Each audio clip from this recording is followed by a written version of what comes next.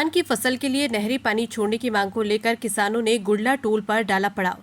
रात भर डटे किसान। आज प्रशासन से होगी वार्ता। किसानों के पक्ष में निर्णय नहीं हुआ तो लेंगे बड़ा निर्णय। केशवराय पाटन शुगर मिल संयुक्त किसान समन्वय समिति के प्रतिनिधि नवीन चंगी ने बताया कि सूखती धान की फसल को बचाने के लिए क्षेत्र के किसानों ने गुड़ला टोल पर पड़ाव डालकर नहरी पानी छोड़ने की मांग की। किसानों के सामने अपनी फसल को बचाने की चिंता है। किसान दिन से ही मेगा हाईवे पर इकट्ठा होने लगे और रात तक वहीं डटे रहे। किसानों ने भोजन भी वहीं किया। इसी बीच कई बार सीएडी और प्रशासन के लोग वार्ता करने पहुंचे, लेकिन किसान नहरी पानी छोड़ने की मांग पर अड़े रहे। रात 12 बजे उपखंड अधिकारी द्वारा शीर्ष अधिकारियों से वार्ता के बाद आज संभागीय आयुक्त का प्रभार संभाल रहे कोटा कलेक्टर से वार्ता और किसानों के पक्ष में सकारात्मक निर्णय पर होने की बात के बाद किसानों ने पड़ाव रात 1 बजे अगली बैठक की कार्रवाई के निर्णय तक स्थगित किया। अचेयरमेंट लगा रहे आज ये नहीं है कि जो आप जो भाई एक आध ये कटोले जी की तरह उंगला लगा बात है भाई है कि ये बात ना मंगाऊंगा ये भाई वो डीओ ने की एक खाद मंगाऊंगा अपन ये बात मत को खाद न मंगाऊंगा कागज समस्या बताई जमाना जो समस्या का आगे सरकार तक पहुंचाओ ना दादा की जेब में क्यों कर रहे हैं।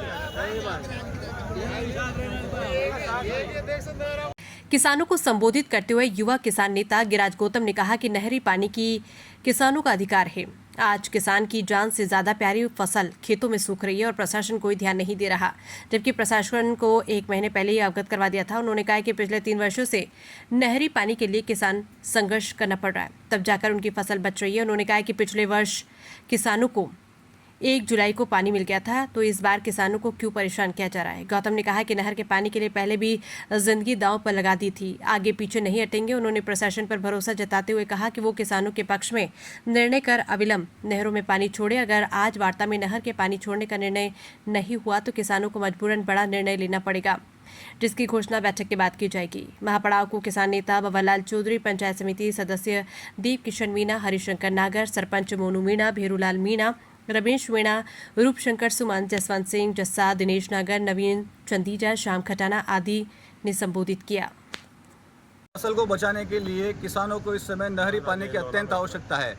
किसानों का खेतों में धान का बीज एक बार सूख गया, दोबारा उन्होंने लगाया, दोबारा सूखने की स्थिति में है। और प्रशासन की हठधर्मिता है कि जब हम लोगों ने 1 महीने पहले अवगत करवा दिया था कि हमें 1 जुलाई से नहर का पानी चाहिए, अभी तक प्रशासन ने इसमें कोई कार्रवाई नहीं की। और जब किसानों ने कल महापड़ाव डाला तो रात को 1 बजे उपखंड अधिकारी ने और प्रशासन ने हमसे ये अविश्वास दिलाया था कि कल सुबह आओ, वार्ता करके इस पर कोई सकारात्मक निर्णय निकालेंगे।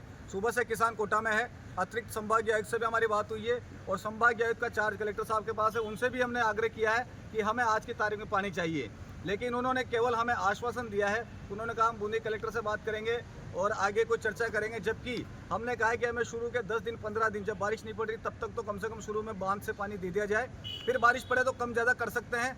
लेकिन मुझे लगता नहीं है कि जिस प्रकार की मंशा ये दिखा रहे हैं किसानों को पानी देने का इनका मन है, चाहे और बिना पानी के, बिना नहर के पानी के क्षेत्र का किसान बर्बाद हो जाएगा, आत्महत्या करने की स्थिति में आ जाएगा। इसलिए अब किसानों को तय करना है, उन्हें आर पार की लड़ाई लड़ने के लिए खड़ा होना होगा। हम प्रशासन को 2 दिन का समय दे रहे हैं। अगर 2 दिन में निर्णय नहीं होता है तो किसान अपने गाँव में तैयारी करे।